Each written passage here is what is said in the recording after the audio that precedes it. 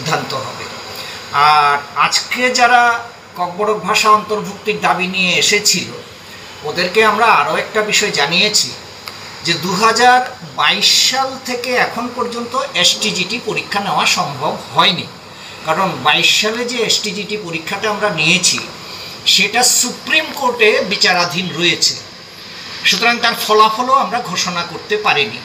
এদিকে 22-এর পর থেকে স্কুলগুলোতে 9-10 লেভেলে কোনো টিচার নিয়োগ না হওয়াতে গভর্নমেন্ট চাইছেন বা ডিপার্টমেন্ট চাইছেন যে অতি দ্রুত শিক্ষক নিয়োগের ব্যবস্থা করা হোক 9-10-এ।